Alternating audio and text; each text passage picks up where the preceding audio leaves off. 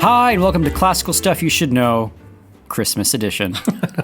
Wait, is this really going up for Christmas? This is the Tuesday before Christmas. Tuesday before Christmas. Merry Christmas, everyone. The Tuesday before Christmas. beige outside in Texas. There's probably no snow. The cactus have holly on them. I don't know. Are we in the desert now? Texas Christmas is a little like blah blah when you've come from a winter place. It's cold right now. Hamburg? Nah. No. Okay. Sorry. It being 40 degrees is very cold for me. That's true. When in the winter in Washington, when you'd walk outside, all your boogers would freeze because it was true. negative 20. I'm sorry. Anyway, my name... Like seriously, Is it actually they would get stabby, and then you'd walk into class, and then you'd thank your lucky stars because they were no longer stabbing the insides of your nostrils, but then they would melt, and so everyone would get these big flowy snot things happening in class. Then you'd all fall asleep. My name is Graham Donaldson, and I'm joined with AJ Frozen Booger Hannenberg. They call me Snot Rocket. Thank you very much. And Thomas 40 Degrees is Cold Magby. Hello. 40 degrees is cold. Today, you know what bugs me, Magby? What bugs you? Christmas trees. Is that true? It's just a pagan thing That's exactly that right. Christians have stolen for their own ends. That's exactly right. And if we really wanted to get back to a true Christian Christmas, we would put What would we do? crosses in our houses. Make sure nobody writes Xmas. That's right. Because that's taking the Christ out of Christmas. Is that? Yeah. Wow, okay, good. It's I like it's this. not though. Do you guys know where that actually comes from? The X? Yeah, No. it's Probably should. It's I think it's the Chi, and it's the first. It's like the first letters of Jesus Christ. Like funny. they literally pull it from his name, and so all it is an abbreviation of Christ, and they do it all the time in theology. You can use the Chi as a replacement. So Xmas literally means Christmas. Like it is not removing the Christ. It's merely an abbreviation. Anyway, Megby, you were talking to us a series of essays, I believe. Oh, yeah. So I'll go into it. Yeah, sure. So I gave you an exordium that you maybe weren't using. It's fine. We're doing great. So, yes, it is the Tuesday before Christmas. We will be, I guess, hoping to get to an answer of how we should celebrate Christmas. So there's a classical angle to this, and the book we're discussing is from a classical educator as well. But, yeah, hopefully we'll get to bring in some of y'all's history with Christmas as well, how y'all celebrate, and again, end with a Merry Christmas to all of you listening right now. The thing I'll be quoting from a lot during this episode is a book called The 25th, New and Selected Christmas Essays by Josh Gibbs. This is the third Josh Gibbs book that we've done on this podcast. It's because it's the third Josh Gibbs book. Send us money, Josh. Actually, please, that'd be great. So we've previously covered How to Be Unlucky, which is an autobiography through interpreting his life through the lens of the consolation of philosophy, which is a great book, and Something They Will Not Forget, which I think was an episode that Graham led on use of catechism. Was it really? I think you led that one. And I think I did the Something They Will Not Forget. But two great books, followed by a third great book as well, the 25th. I feel somewhat bad because, we're recommending this book like 3 days before Christmas. So please go buy this book. It's great. Highly recommended. Okay, so... Why do you feel bad? So, like, if you're going to buy a Christmas book, you're probably going to buy it weeks before Christmas, not 3 days before. I'm buying presents 3 days before Christmas. Are you still? Trust me. Well, then just so you know, everyone on your Happy list New Year's. asked for this. Here's your present. That's actually exactly right. I need to go start the video. I just realized I didn't do that. Can you all talk for a second? Sure. Sorry. Well, it's the 12 days of Christmas. You're supposed to give presents starting on Christmas Day all the way up to Epiphany, right? What's Epiphany? Epiphany is... Isn't that where the character has a grand realization about it's their where life? you realize you're like, oh, this is what I should be doing. Well, actually, yeah, so if this is coming out the Tuesday before Christmas, what day of Christmas is it? -2. Thank you. I'm so proud of you right now. Thank you. 12 days start on Christmas. Thanks. Much appreciated. Nailed it. Okay, I think you're great. I was raised Anglican. Well, and the great part is on all those days of Christmas, it's sale time. Like you can go and get your get all the Christmas gifts for stuff free. So weirdly enough, my family is very frugal. Hi, Mom. I know you're listening.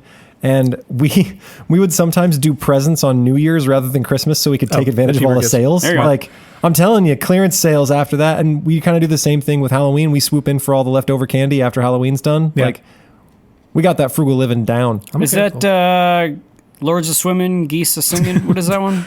Yeah, those are the days of Christmas, right? On the first 12 shopper shopping. Lords of Leaping. 12 shopper shopping.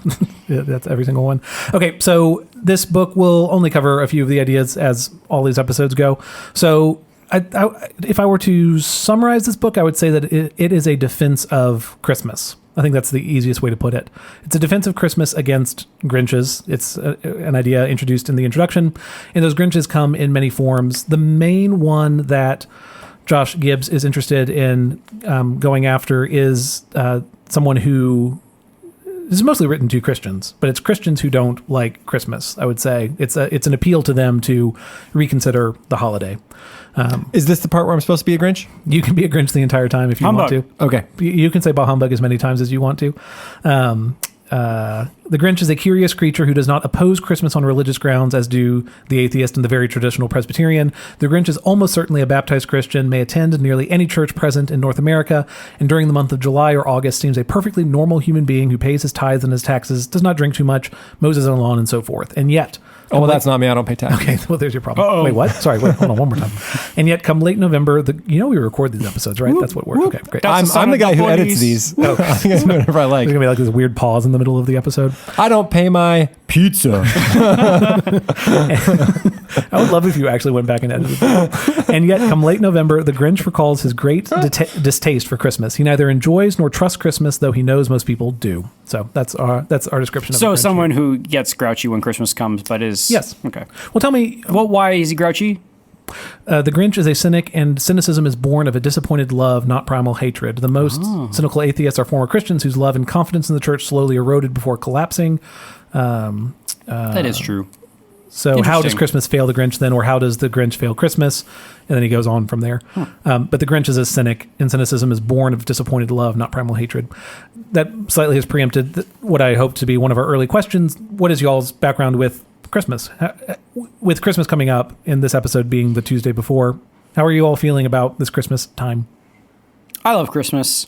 I probably in my late 20s did that at the time very fashionable thing that Christians did, which is bemoan the commercialness of Christmas and, say I don't want to give gifts and, felt very pious, saying things like the world just doesn't understand what it's doing and this is our holiday and how dare they sell Coca-Cola. Yep. But as I've gotten older, I've gotten more into thinking just that, holidays and things should be celebrated and you should sort of give in to the merriment of it. And it's not a time it shouldn't be the time to be the well actually guy. But do you know people who are the well actually guy? And I confess that I was the well actually guy, wonderful. Years ago. That's funny. AJ, well, actually, all this money's just going into the pockets of the fat cats at the top. See, there you go. That kind of thing.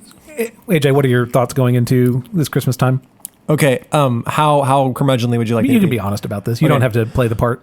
All right. So, in truth, I was kind of the Grinch for a really long time. I grew up as a thorough believer in the Enlightenment, and I was a doubt everything kind of guy. And I was like, how is the Christmas different from any other day?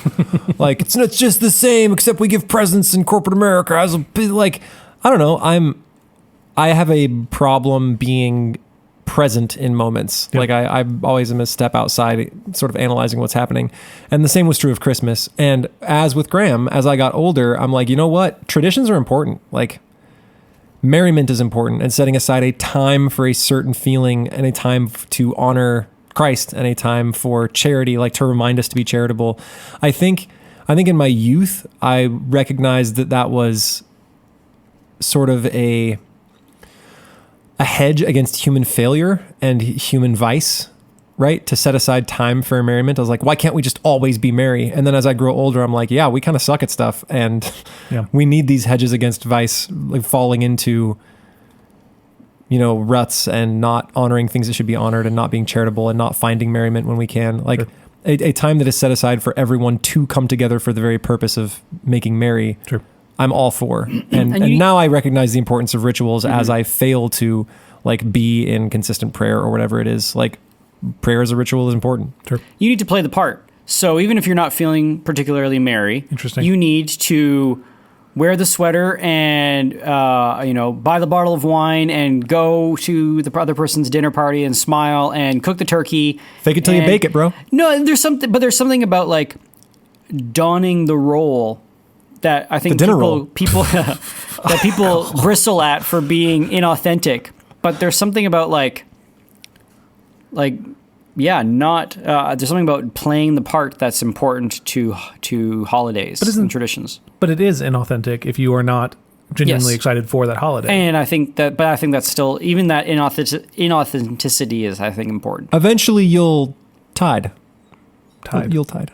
Oh, you're still making more puns. It's like that sentence doesn't make any sense. I'm glad you're having fun over there.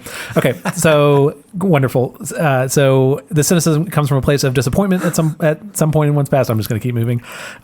This somewhat ties in with what Graham was just saying there about playing a part. Josh Gibbs ends the introduction with this. I hope the essays in this book will enliven your celebration of Christmas. For those parents whose children are still at home, I pray these pages will embolden your memories, that you will have the courage to remember the past with generosity and gratitude and nostalgic fear, and that your own children are the greatest beneficiaries of whatever truth I light on. He'll repeat this over and over again, that Christmas is fundamentally for children. I think that's the right way to put that. Mm-hmm. That the excitement around the holidays is mostly a benefit to children, which then blesses their parents, which is great.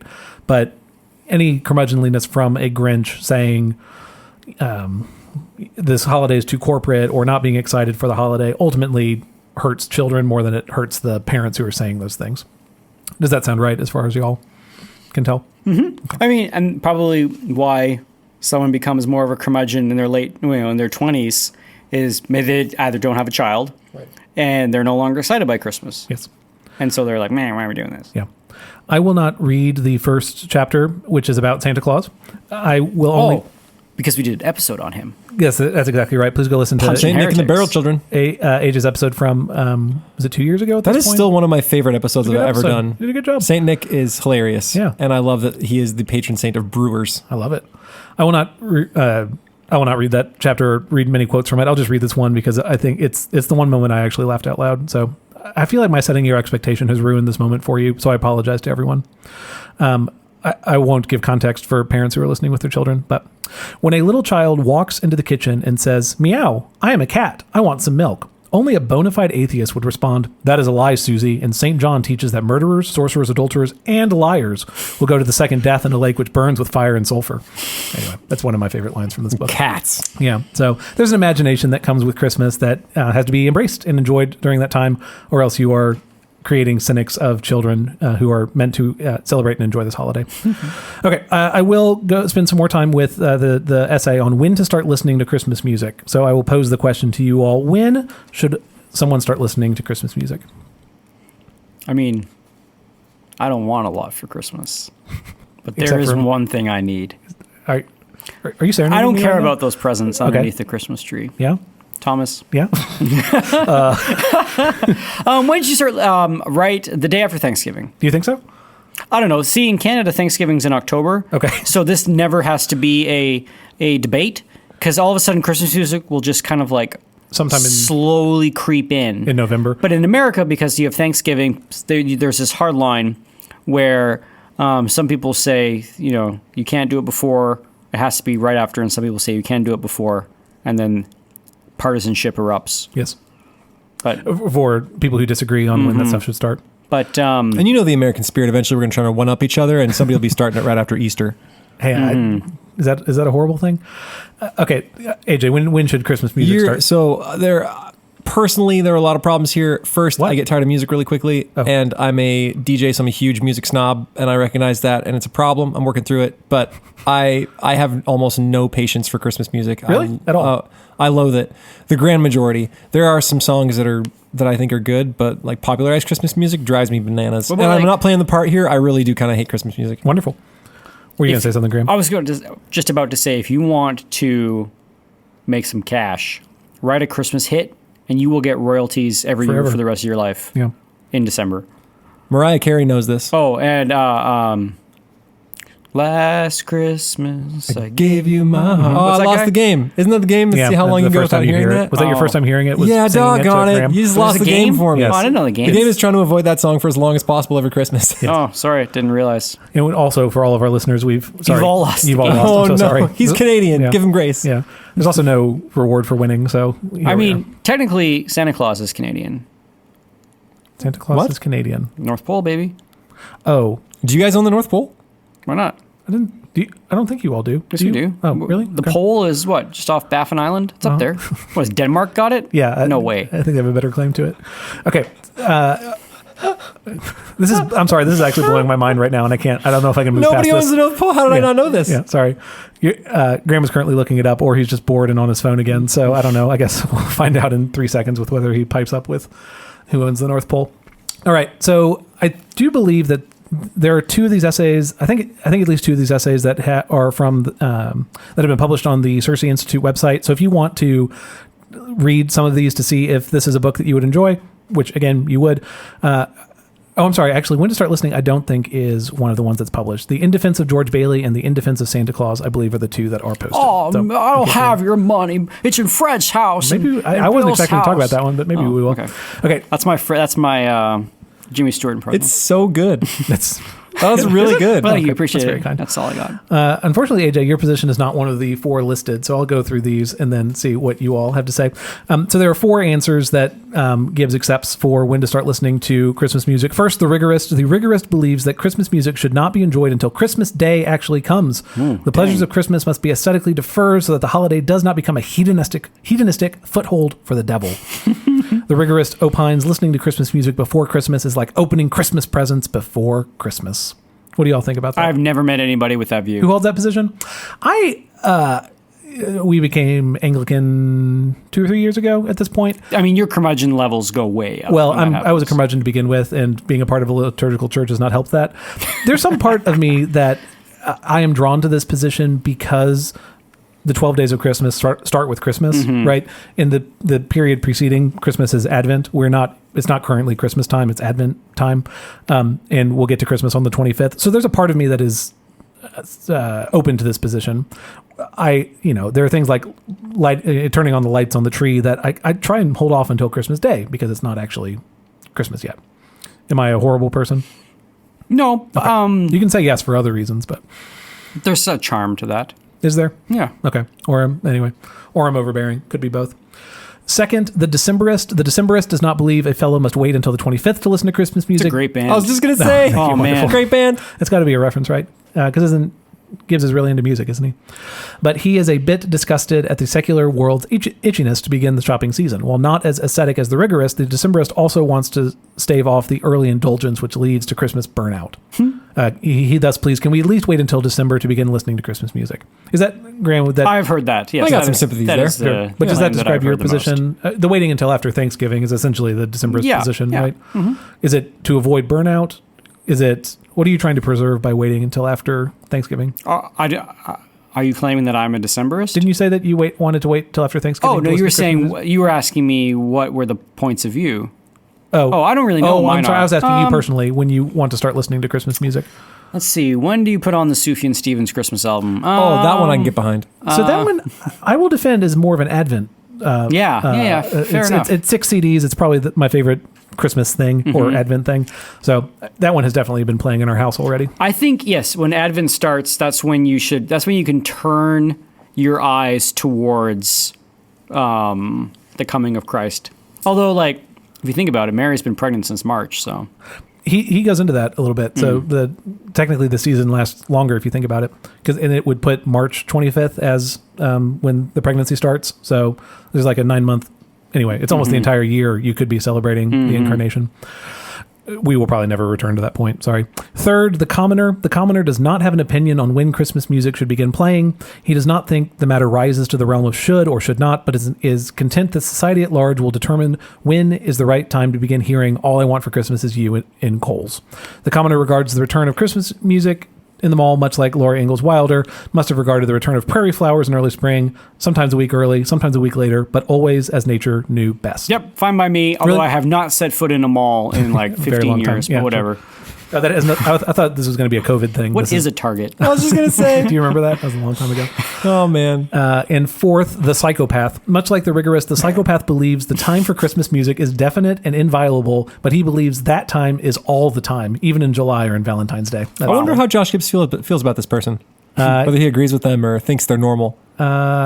He at some point calls himself a psychopath, I believe. Oh, so I think he then. Oh, yeah. He doesn't think they're normal, and he agrees with them. Yes. Well, yes. He at least has a fair view of himself if he aligns with that position. I think he does say that at some point. So apologies if I'm maligning Josh Gibbs.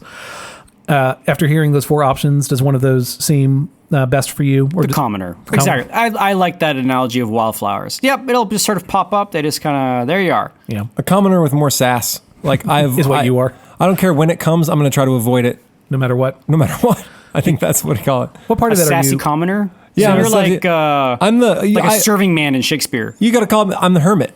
Right, like I'm a desert father. I go to the desert to avoid society and all their Christmas music. That's bottle. I think he's going to disagree with you in a little bit. This is good.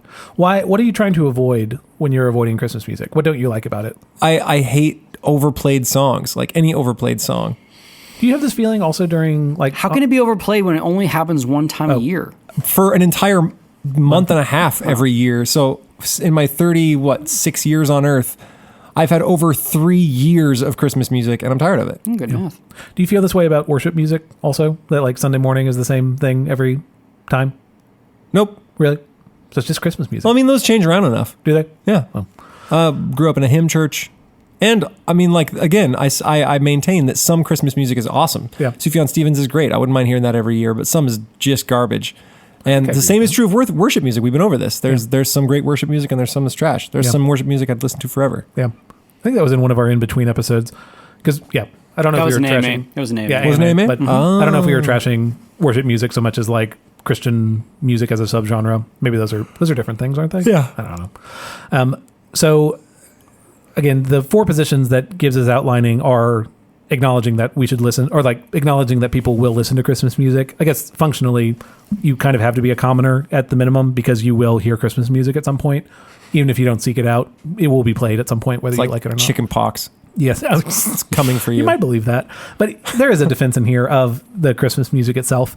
Again, all I want to do is quote this book. It is quite hard to be generous and selfless, though. We need all the help we can get. So inasmuch as Silver Bells or I Saw 3 Ships move a man to works of faith and charity, July is a fine time to listen to such music. While music reminds us, music is not merely a mnemonic device that brings old truths to mind. Music is an animating spirit. Put another way, while silver bells, candy canes, and Christmas trees are not holy, they nonetheless emerge organically from what is holy. They are secular tributes to holiness, cultural labors which aim to refashion what is earthly after what is heavenly.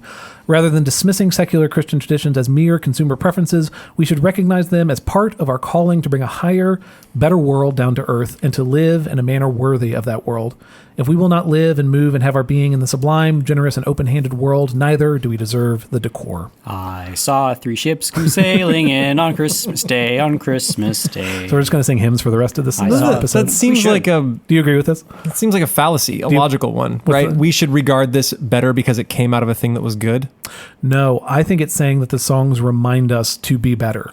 That there is something different about Christmas time than the rest of the year. Something is different about the 4 weeks leading up to it, the 12 days after it, like this whole season. It's and whether, again, this is whether you're a Christian or not, it's clearly an important holiday that like everyone acknowledges. So I should feel called to something higher when I hear I Saw Mama Kissing Santa Claus? Yeah. Maybe not that one specifically, but Christmas music in general. Or Santa Baby. See, Santa so Baby. there's a Christmas playlist that I tried playing for Asher, and that was the first song that came on shuffle. And I'm like, nope, moving on to Sufjan. He's a baby, though. He is a baby, but it just made me uncomfortable. I don't like that song being sung to my child. So, yep.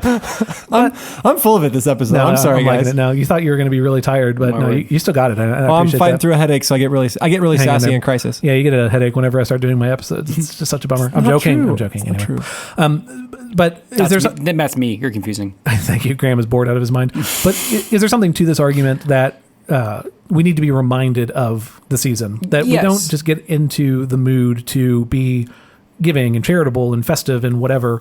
We need those pointers to the ideal of what the season can look like. Mm-hmm. Music is a part of that reminder. For sure. Is this fair? Yes, I think so. Like the furniture of life needs to change. Yes. Yeah. And it does in your house. You move things to put the tree up. Put the tree up. Yeah. The music changes. Yeah. I start wearing turtlenecks. Yeah. The smells of the house change. Yeah. No, it's lights go up. Things happen, like garlands go where there were no garlands before. I drive a sleigh all month. AJ is so punchy and it's wonderful. So, and I think this is fair. I am picky with my Christmas music, and by that I mean I don't like most of it. But I love the Sufjan. I say album. It's 6 CDs, so there's a lot to it. And I know the season has started when it's Sufjan Stevens has 3 versions of "O Come, O Come Emmanuel" on that 6 CD set, but it's the first one. When that plays, I know it's Christmas time or Advent or whatever you want to call that. That's how I know the season has We're such Christian hipsters, oh my word. That album's like 15 years old, right? That's a lot of versions of that. Does that make us hipster? It does, of course it does. It makes us hipster to be into that. Okay, but he's like a popular artist. Are we hipsters? Okay. He once diagrammed. Like, I know he knows how to diagram sentences because he took, I think it was Miley Cyrus lyrics and diagrammed them and then analyzed them. And I was like, this is a man I could be friends with. I like that. Okay, so that's all there is on Christmas music and on when to listen to it. Pick one, go for it, be open to Christmas What are you, music. Megby? Oh, again, I have, what's the right word? I have a sensitivity toward the rigorous position. I had a child. My child was born before last Christmas, but he was like 5 months old, so I didn't put a lot of thought into it. I am leaning more toward the Decemberist position because I don't think Advent will make as much sense to a child as Christmas will. Does that make sense? Like the sorrow and the longing that define Advent, I think it's hard to explain cogently to a child. And so I would much rather he have a month of Christmas music and sugar and candy and feasting than why are we fasting? I don't know. I don't know if he can understand it yet. Yeah, it's hard if like you're going to be a giant bummer. Yes. And then everywhere he goes is like Christmas cookies. Yes. And you're at home, you're like the slaughter of the innocents. Yes. And you're like, okay, well, which for what it's worth Dad. happens after Christmas. But yes, like if that's a thing, that's the 26th. But like if that's a thing that I'm talking about all the time, I want our Christmas to be the one that is appealing to him, not the commercial version. Gotcha. Which, while Gibbs will disagree with it, is real, right? Now, do you do a wreath in your house? Do you do Advent candles? Yes. And so we do.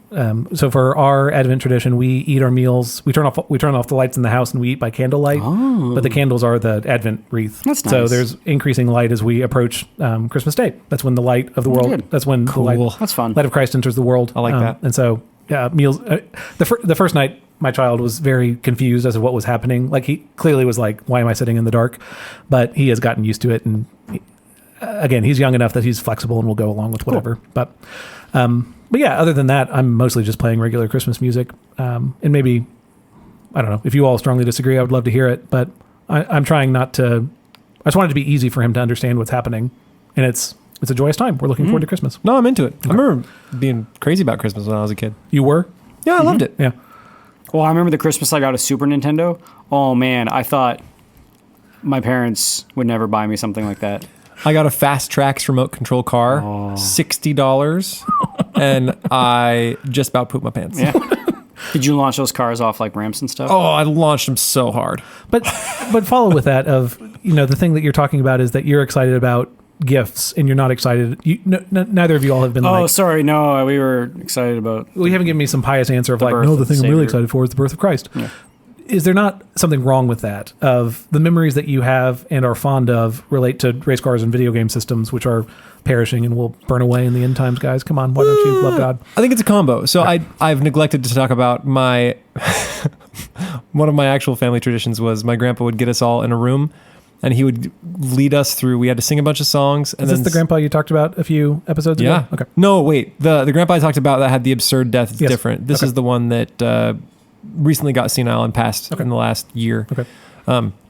He'd get us all together and he'd make us sing songs and then we'd have to go around and talk about what we were thankful for and say something about Jesus. And then we had to do all of this before presents. And so the kids were losing their ding-dang minds. Sing faster. Like the slow... I remember thinking the slow tempo of the hymns was just... holy night. And I was like, pick it up, people. Oh, holy night. Like I was so ready. And I was like, the worst thing is... Sometimes they would take the presents and hand them out, and they would be sitting in front of you for the whole thing. And so I had my 5 presents right there, and I was like touching them and like pulling the bows, and they'd be like, no, not yet. And I'd be like, oh, curse you! Did you say 5 presents? Was that a thing? Well, it was everybody's family would give everybody else presents, so It was just however many I had, right? Was there a limit to the number of presents you got? No, it was just whatever people felt like giving me. Fair.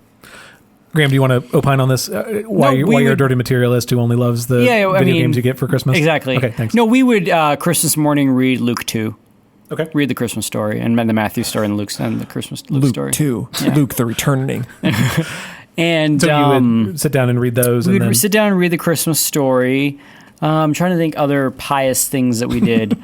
And we did an Advent wreath going into it. Did you all celebrate Advent? Yeah. Much more than, so you had the wreath. Yeah. Was there anything? We lit candles and, it corresponded to what happened at church as well. And we had Advent calendars with little chocolates in them, like those old chocolates that have been in that calendar all year and they're gross. Yes. We did that. But as a kid, I hated this stuff. What I wanted was the presents, right? I didn't understand it. And now as an adult, I really appreciate those times with my family. I want a whiskey Advent calendar. You get like a little different bottle of whiskey on the inside of them. It is a thing. They're very expensive, but you get 25 tiny bottles of different kinds of whiskey to try. Interesting. Yep. That's a business idea. Okay with that. So, AJ, but you're sounding positive then on, you still have fond memories of the gifts, right?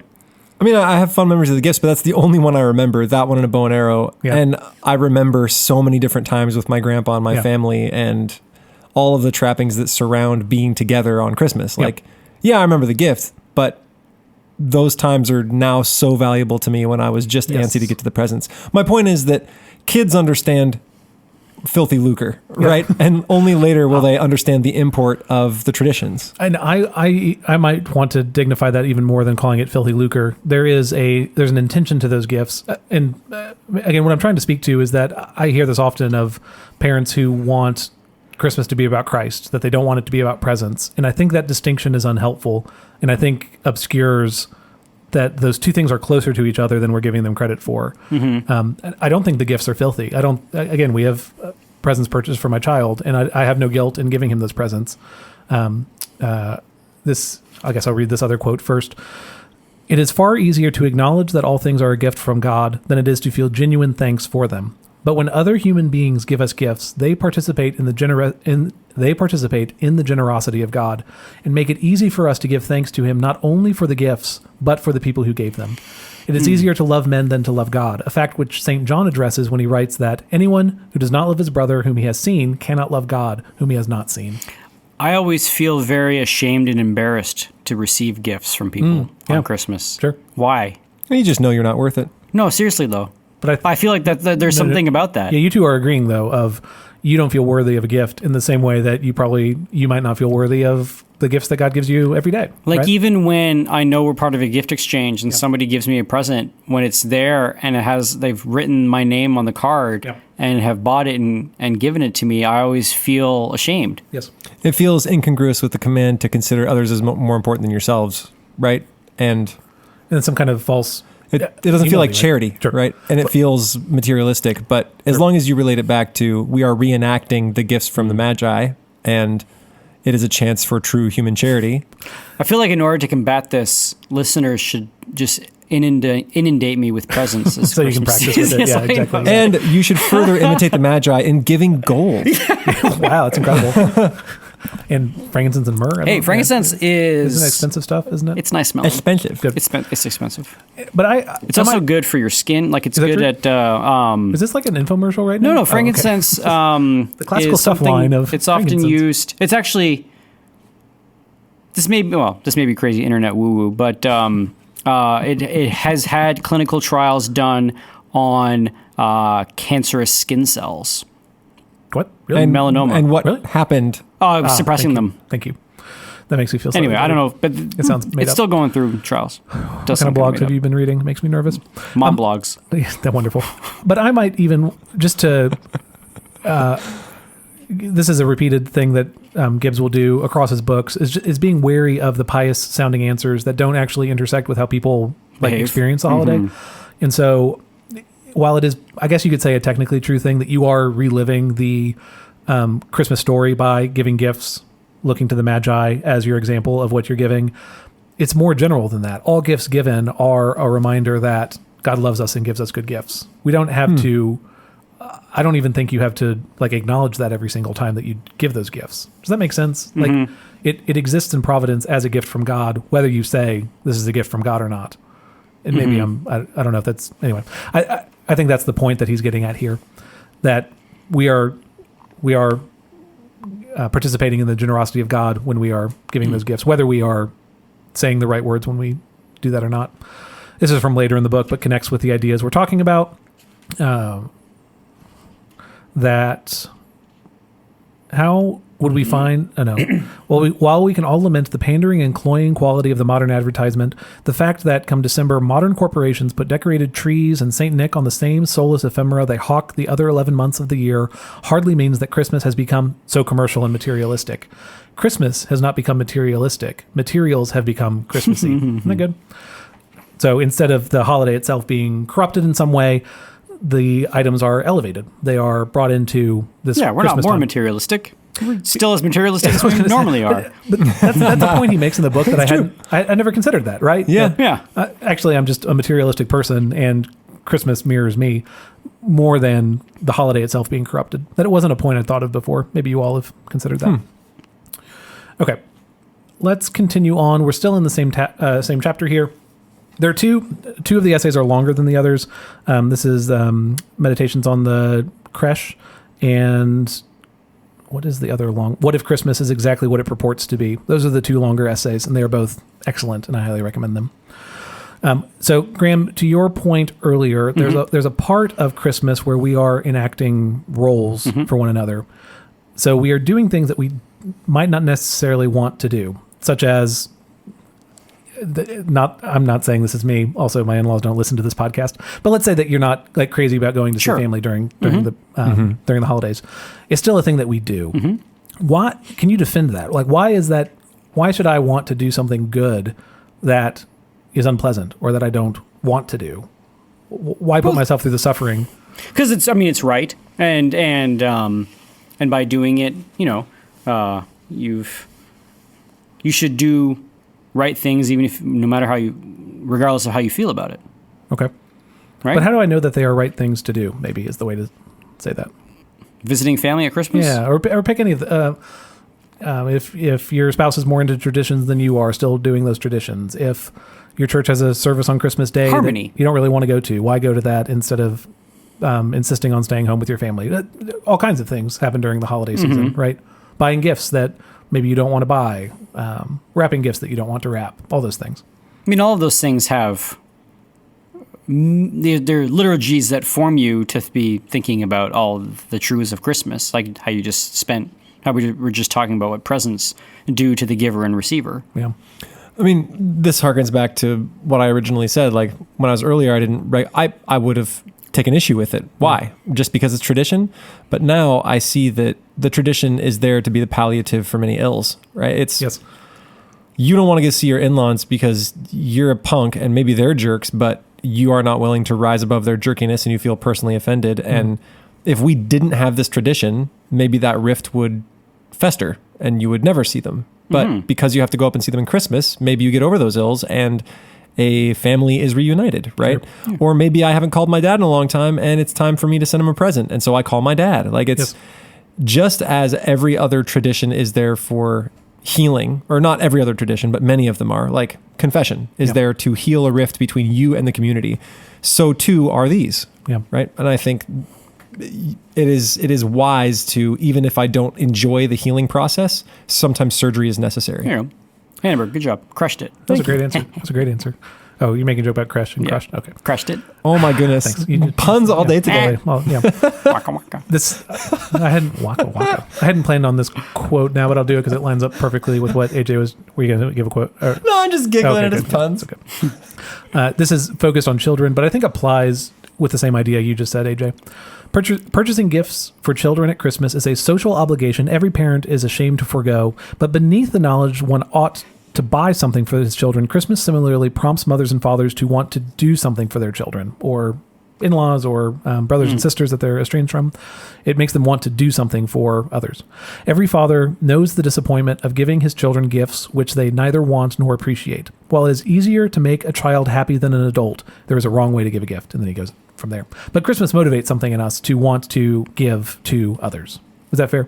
And teaches us how to receive gifts well. I remember in Graham's point, in what high school or college, I was given a coffee maker. And as a high school boy, coffee maker isn't the first thing you're like, yes, thank you. And I received it poorly, and it was with a CD that I wasn't super excited about.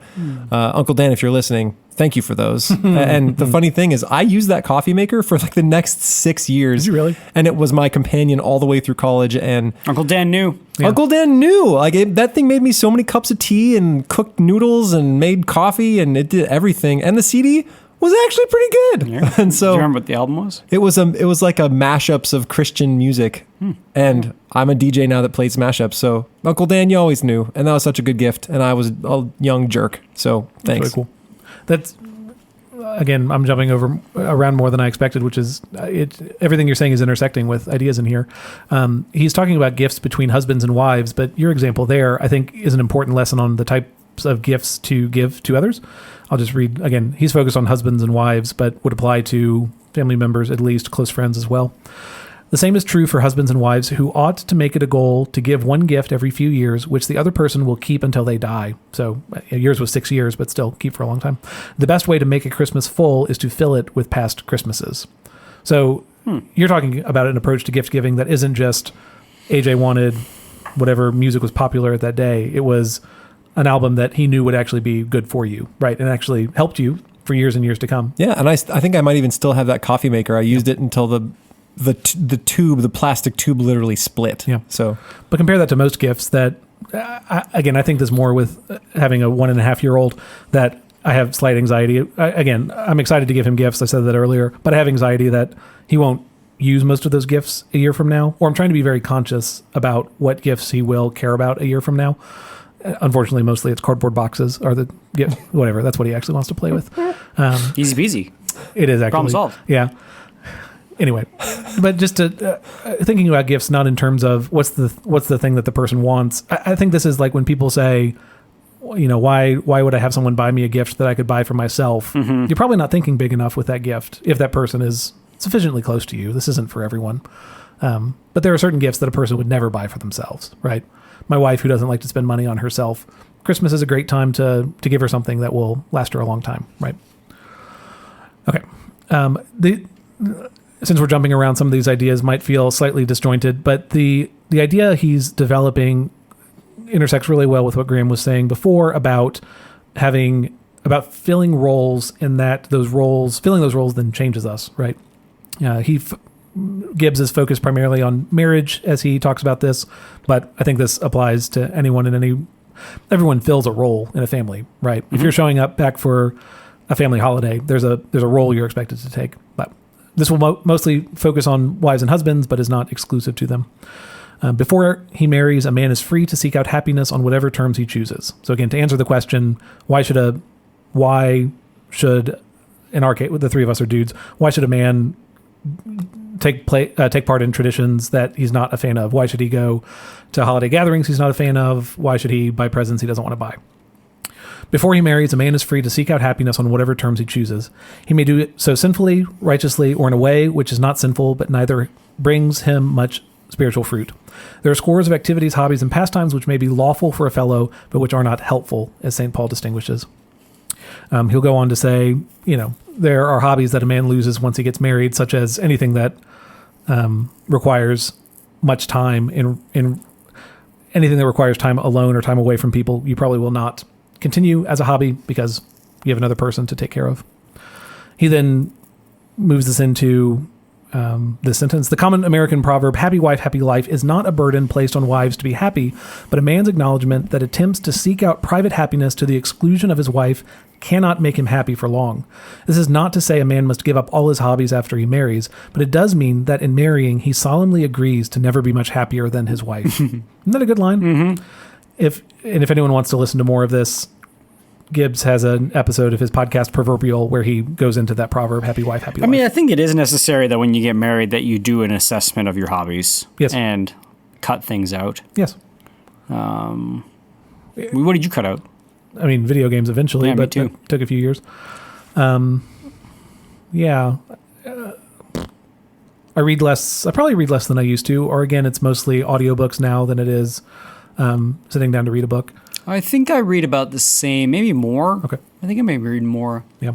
Movies. I definitely watch way less movies. I guess I watch fewer, but it's more I watch different ones because whenever I do watch them, probably most of the time I watch them different ones with my for wife. sure. Yeah. Mm-hmm. Or whenever I'm proposing a movie, I don't know, it's keeping my wife in mind of finding something that both of us find enjoyable, not just me.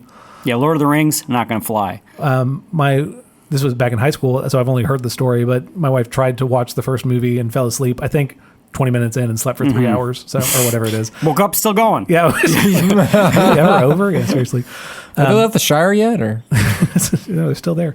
Okay, so what's the point here is that another answer to why do those things is for the happiness of another, right? That's maybe a part of the argument we didn't look at before, but it's no longer, we give up certain rights by entering into marriage in this example, but there are obligations on us if we are children, if we are brothers, if we have friends. There are obligations that are placed on us that you don't always want to do a thing that you ought to do. Yeah. That doesn't mean that you shouldn't do it. Graham, this was your point from earlier. AJ, both of you all were saying this. But. And when you sort of, in the moment, if you ask somebody, why are you doing this? Yeah. The response that is perfectly acceptable is like, well, it's Christmas. Yes. You just have to do it. Yes. But whereas I, as a curmudgeon, I don't like that response of it's Christmas, you should do it. I think it's actually the right answer. That, and we'll get to this briefly at the end of the episode, but Christmas should look different than the rest of the year. And maybe part of the way it looks different is submitting yourself to the season by fulfilling the role maybe better than you do the rest of the year. That's right. But then the point is Christmas is almost a call to do better, right? Christmas is our chance to say, I wish that we had more hobbies in common. I wish that we saw family more often, right? Things that we do during Christmas, we might want to take throughout the rest of the year as well. I'll just wrap up with these two quotes because I like them. Marriage is a mystical union, but a happy marriage often necessitates both husband and wife behaving like hoteliers and restaurateurs who want repeat business. I think that's a great line. And then this ties together a lot of what we've been talking about. There is no greater gift children can give their parents than to be happy, and there is no greater gift parents can give their children than a reason to be happy, and thus the health of the family is entirely synergistic. And that's, again, why do we fulfill these roles? It's to create a certain type of family. In this case, he's focused on the husband, wife, and child. But if you have an extended family, this applies to you as well. That the gift to give around Christmas time is a happy Christmas to those that you're celebrating with. Be that family, be that friends, be that whoever you're with. Any response to that before moving on? No, sounds good. Cool. I mean, yeah, it's convicting. Right, to take out, so you have to take up the mantle of Christmas, yes, even if you don't feel like it. Yes, sounds right. I don't know any parents who give gifts with the aim of making their kids unhappy. Correct, but you all probably know people like I do that give too many gifts, or their focus is only on the gifts and not on the feeling of being in a family, being together as a family. Sure. Right, and that's where I mean. Okay, there's more. Presents matter, and giving good presents matters, but it's not the only part of it. If you're stressed out, if you're, everyone's crying because you can't get the food ready on time. If there's an unhappiness on the holiday, you haven't celebrated well. You know what I mean? There's something that I like about the fact that if a family, if parents don't treat their kids well throughout the year, but by this I mean, they give their child whatever the child asks all year long. Yes. That it robs Christmas of meaning for the child. You have led us perfectly into our next and much shorter point. No, so just to, again... Crushed it. You're very proud of this one. Just to put a bow on that... You'll log that one into the book. Nope, these are bad puns. To put a bow on that... I got the W. No L for me. That was actually pretty good. That one was actually pretty good. You didn't like you'll log that away? I like that one. You'll log? Yeah, nobody? No. You'll log? W and L jokes are very funny to me for some reason. So I have no reason for it. So just to say, the summary of that first point is that unfair. During Christmas time, we play roles that we don't always want to play, and that Christmas is 1/12 of the year. That's the time to play those roles, to fulfill that, kind of whether you like it or not. But the goal is that you would eventually enjoy that. You will be changed by practicing. That's your point of liturgy. Liturgy is the work of the people. If you practice being hospitable, if you practice making food for others, giving gifts, all those things, you'll enjoy them more over time. You will get used to it if it's a part of your life. So first point. Second point, which Graham just led us into, is also from the same chapter. This Meditations on the Crest essay chapter is wonderful. I implore it to you. Christmas was a profound offer to mankind from God when Christ was born in Bethlehem 2,000 years ago, and Christmas is a profound offer from God today. But accepting the offer requires preparation, which is a thought that worries the kind of American Christians who fear Catholicism and like to pretend works righteousness is an actual temptation we face. I love quotes like this. I love quotes like this. What is that preparation that he is talking about there? Oh, preparation for Christmas? Advent. Are we? Mm-hmm. Yeah. So he'll go into a section on Advent, which is the 4 weeks leading up to Christmas. We were just talking about this. Simply put, an unqualified glut of pleasure rots the soul. So that's your idea, Graham, of if things are the same year round, people will not look forward to it in the same way. What is y'all's background with Advent? Is this something that you all did growing up? Zero background. Okay. We did not do Advent. Are you doing anything for Advent this year? No. Okay. But the funny thing is I was actually having a conversation with a friend and talking about they were talking about how to get excited. I was a student yesterday, actually. Yeah. Or 2 days ago, about how to get excited for Christmas again. And I was like, well, it doesn't have to be just one day. It can be an entire season of merrymaking, and you have to come up with new traditions for all these things. I forgot that Advent is a thing and there are already traditions. So funny. And I could have just said, celebrate Advent, it'll help you out. Did the kid point that out? Or was the kid saying that they weren't I realized that when you started bringing up Advent. But were they coming to you saying they weren't excited? Or was it? It seemed like the kid had the same outlook I did when I was young, that it's corporatized and that's kind of lame, and I've done it a few times, and now I'm a teenager, and so the gifts don't mean quite as much to me. And, sure.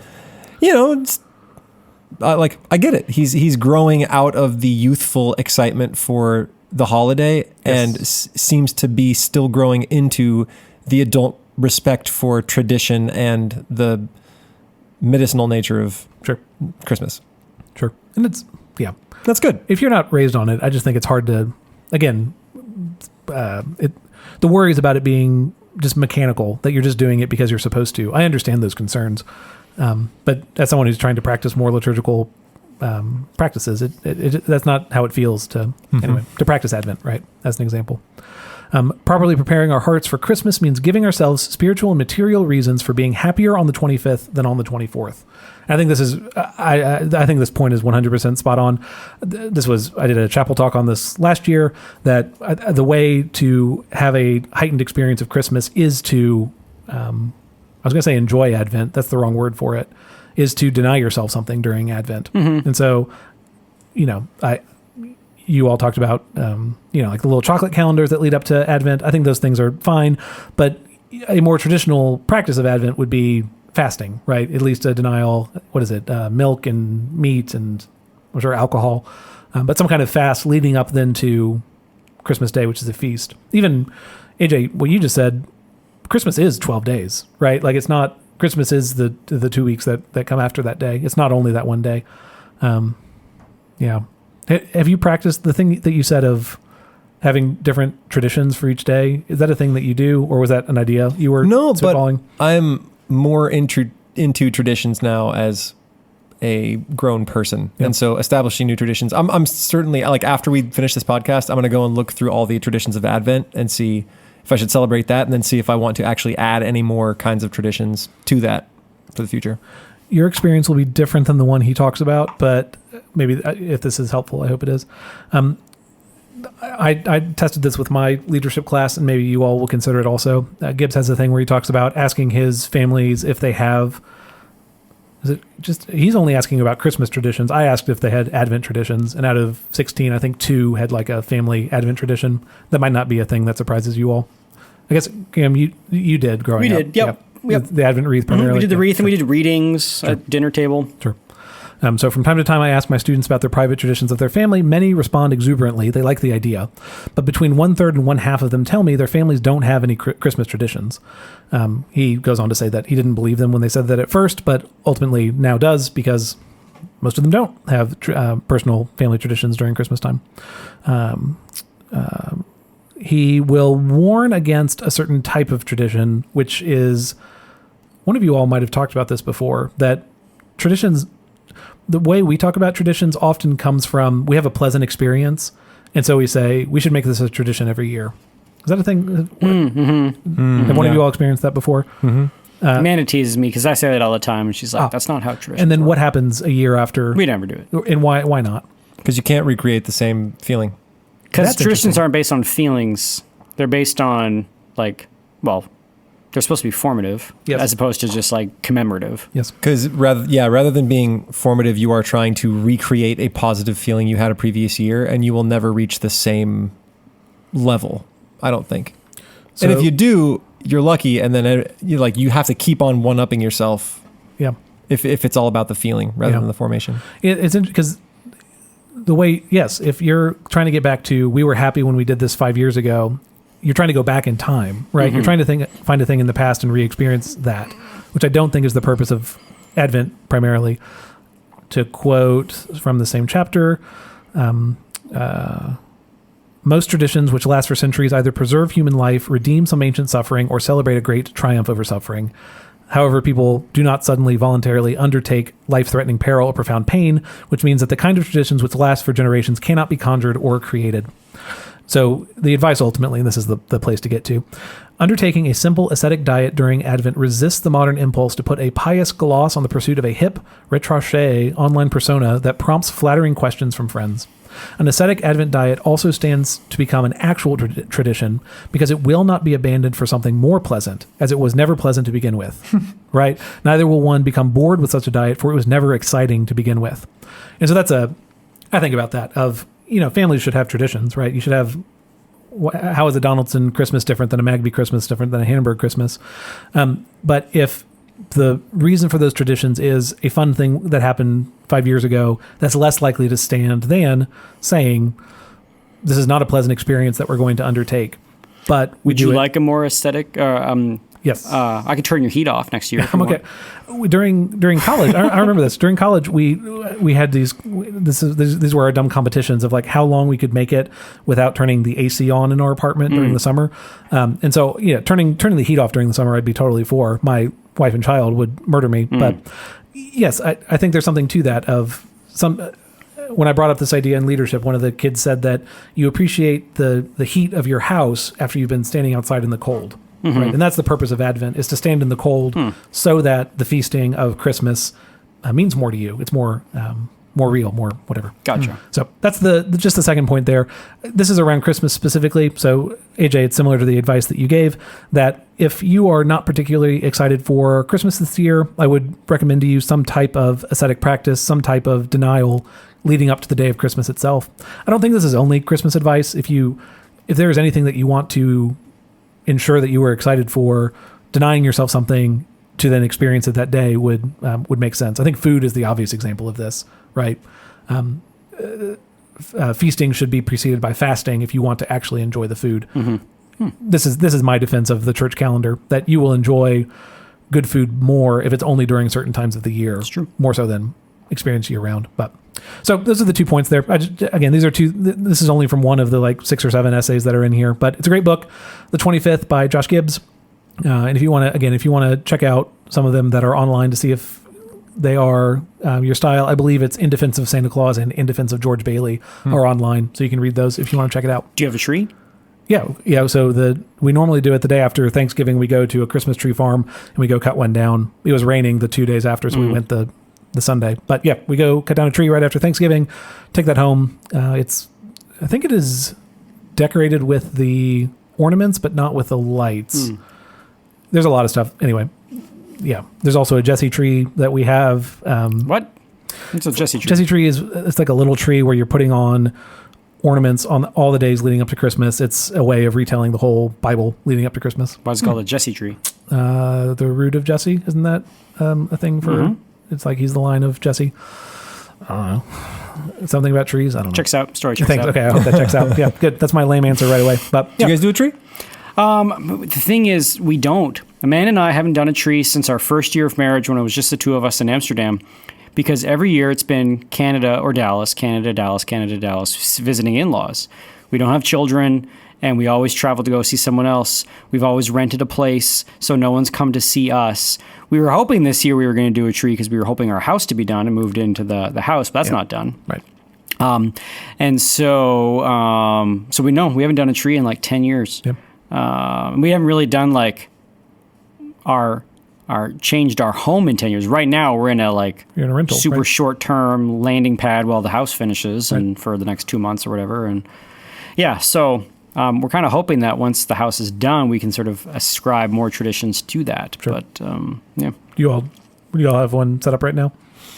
Yes, we do. And growing up, our tradition was always to go out as a family a few weeks before Christmas, because we do a live tree, and go onto state land and hunt one down.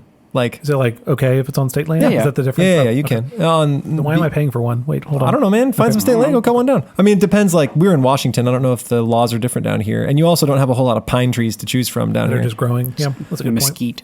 Yeah, we had fir trees up there. So we'd go and you find a fir tree and you find the one that's even on all sides if you can, and you cut it down and you hide the bad spot in the back and I'm sure you can just go cut down a cedar. No one's going to be upset because everyone wants to get rid of them. Do you want a cedar tree inside your house then? Why not? Isn't that? Oh, okay. It smells great. yeah, really. Rich people pay a lot of money for But that who smell. boy, if you get a spark anywhere near that thing, That's it what is I'm going saying. It's going right up. Yeah. That's true.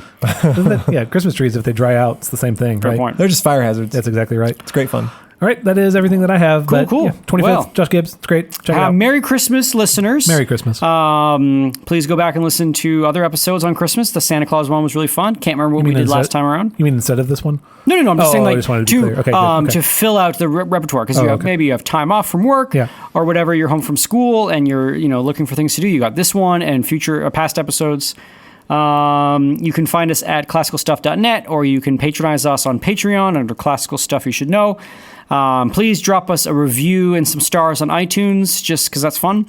And you could email us at theguys@classicalstuff.net. And Merry Christmas. We hope that you have a wonderful time celebrating with family or friends or in the way that you normally do. Yeah, Merry Christmas from all of us. Yeah, sure. I know that I speak for all of us when I say that it's a pleasure to serve you and do podcasts for you, and we hope Don't you talk for me. I'm just kidding. You hate everyone? No, I'm just saying. Graham feels this way too. It is it's an honest Merry Christmas from us. That's we right. Hope you have That a is great true. holiday. Merry Christmas to you all. Merry Christmas. And this is us signing off. Oh, and one last thing. If you are looking for something fun to listen to, if you go to our website, if you've never been there, click on our Easter egg. If you find the word episode on our front page, you'll notice that ODE is underlined. Do yourself a favor and click on that for a little bit of Christmas fun. It's 5 years old. It's like 5 years old. Feels that way. Yeah. All right. But it's a Christmas song. It is a is, Christmas yeah. song. Bye. Bye.